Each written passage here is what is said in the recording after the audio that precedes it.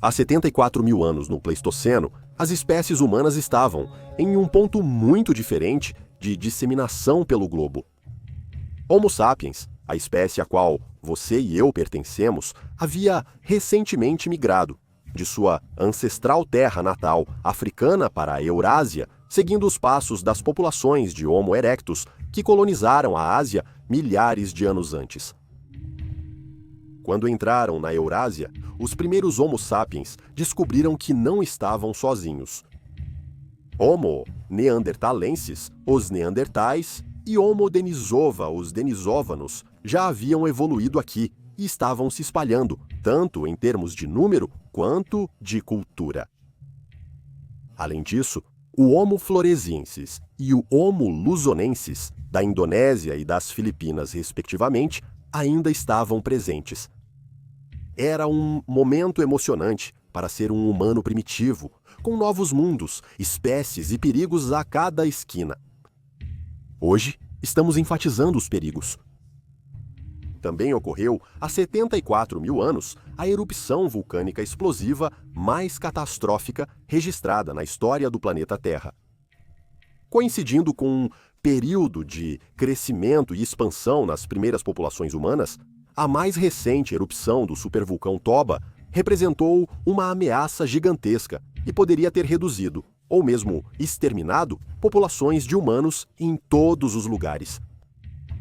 Hoje mergulharemos na pré-história para ver o que aconteceu quando o supervulcão Toba entrou em erupção. O que causou a erupção, quão poderosa foi ela e quais efeitos ela teve sobre nossos primeiros ancestrais. Junte-se a nós enquanto respondemos todas essas perguntas e mais.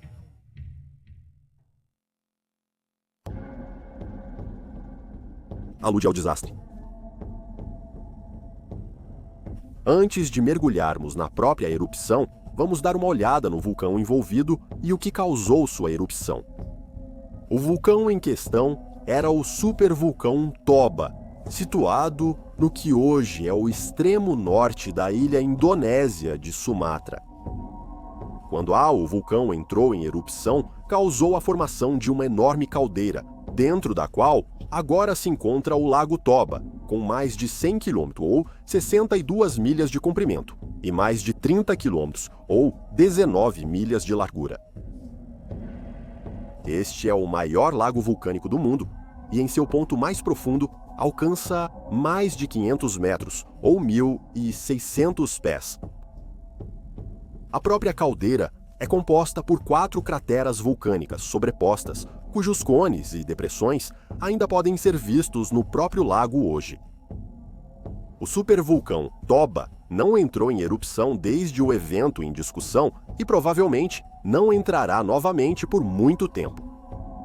É considerado um vulcão adormecido, que, embora ainda seja capaz de pequenas erupções, provavelmente não representará uma ameaça significativa para a população global tão cedo.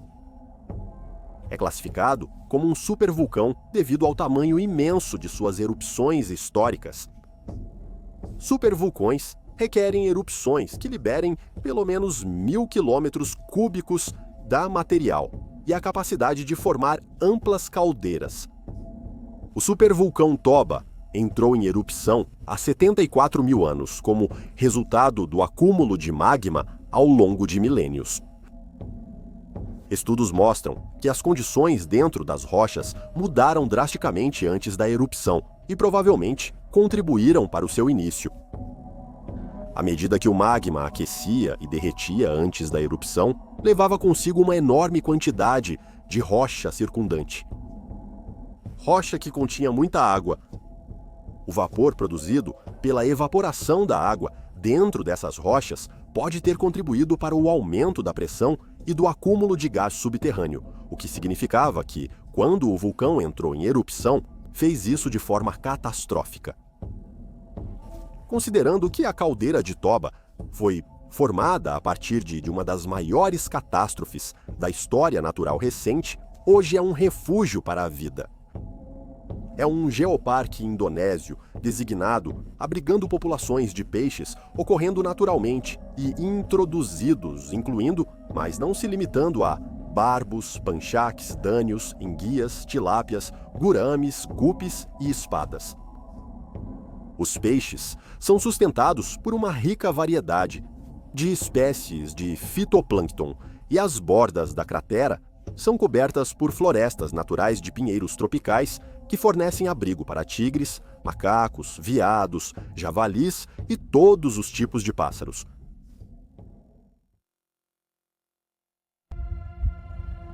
Cataclismo. Os cientistas conseguiram discernir que a erupção provavelmente ocorreu no início do verão. Embora a data exata possa nunca ser conhecida, os níveis extremos de cinzas associados ao evento no Mar do Sul da China só poderiam ter sido depositados durante a monção de verão devido à direção do vento.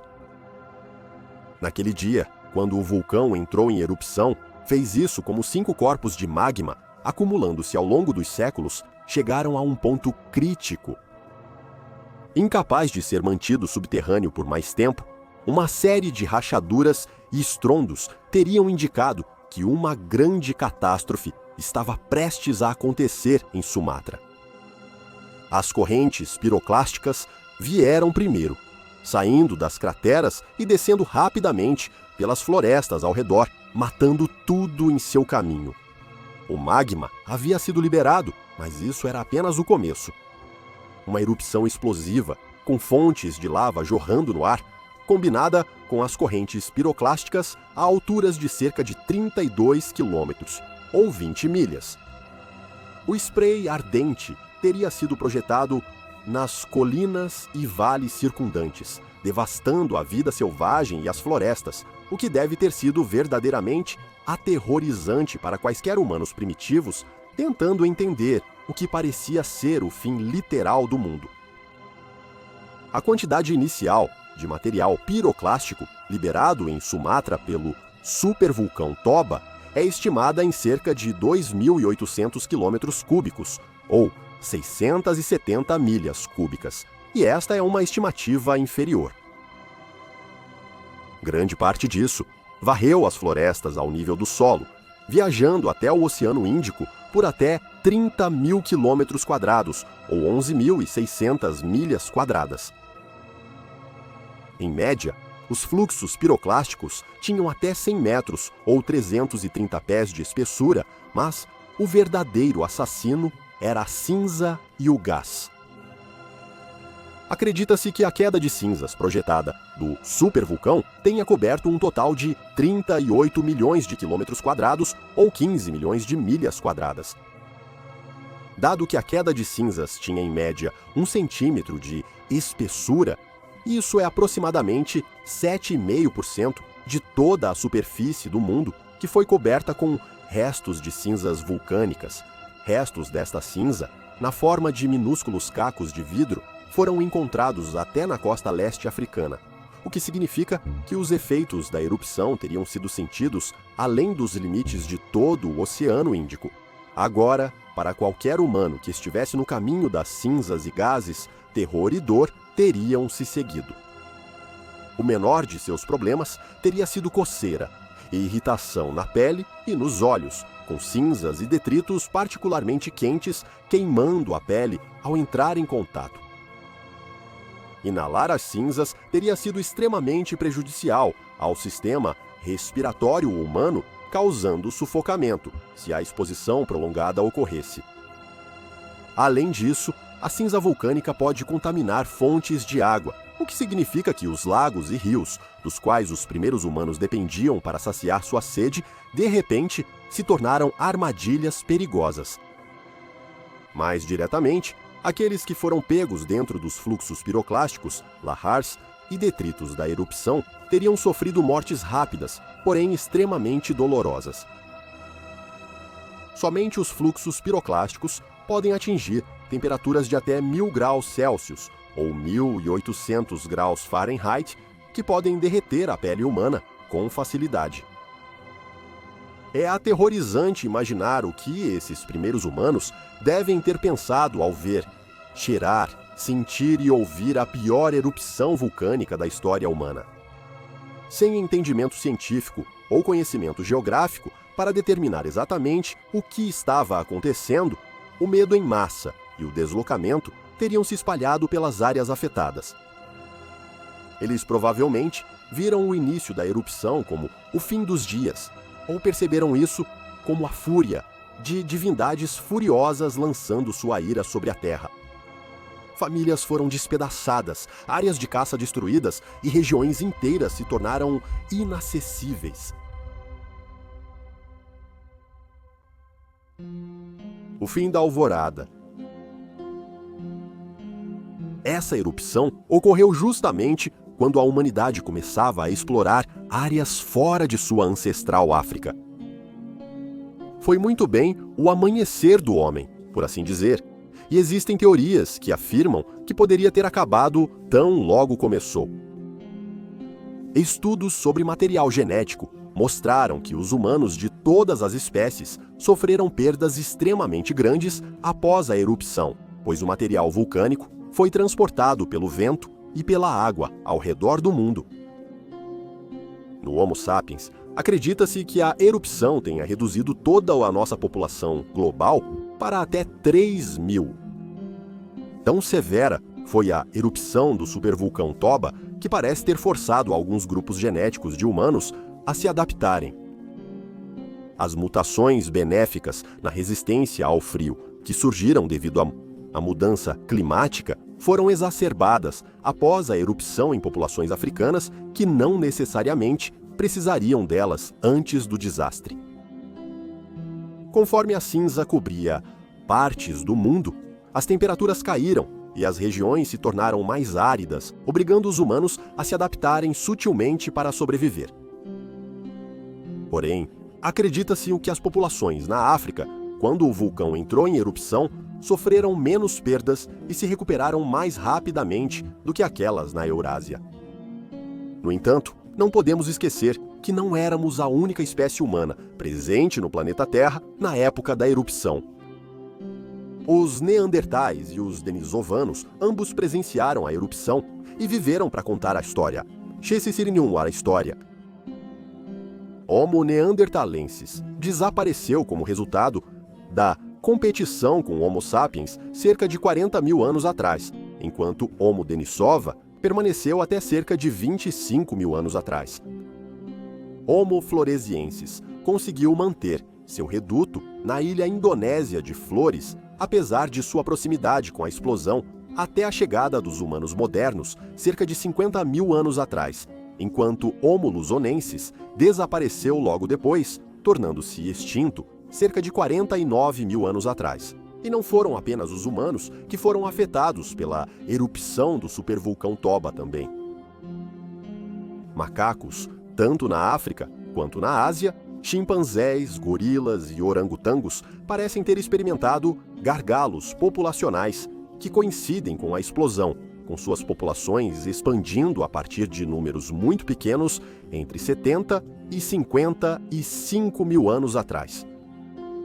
O mesmo pode ser dito para os macacos, bem como para os grandes felinos na África e na Ásia. Guepardos e tigres parecem ter sofrido perdas semelhantes. Da mesma forma, com as mortes causadas aos humanos, esses animais teriam sido suscetíveis a inalar cinzas e gases sulfúricos, que teriam devastado as populações ao longo do tempo. Se humanos e animais estivessem concentrados em locais distintos no mundo pré-histórico, as coisas poderiam ter sido muito diferentes para nossos ancestrais e os animais com os quais compartilhavam o mundo. A erupção do supervulcão Toba foi uma das primeiras de várias lembranças ao longo da história humana de que o mundo natural nem sempre trabalha a nosso favor. Embora seja impossível entrar na mente de um humano antigo encontrando lava e cinzas pela primeira vez, certamente serviu como um evento sóbrio, mostrando o quão rapidamente a vida pode mudar em um instante. Para os sobreviventes, quem sabe como a erupção de Toba pode ter entrado em suas tradições orais com sussurros de horror e perda tomando o centro do palco ao redor do calor muito mais regulado de suas fogueiras. Conforme os humanos se espalhavam e se adaptavam a diferentes modos de vida pelo mundo, não apenas os vulcões se mostravam uma ameaça. Tornados, tempestades de areia, nevascas, inundações em massa, ondas de maré, terremotos e monções são apenas alguns dos desastres naturais que teriam prejudicado os primeiros assentamentos, criado mitos e lendas populares e causado grandes perdas de vidas ao longo da história humana. Foi uma lição importante. A Terra não pode ser domada.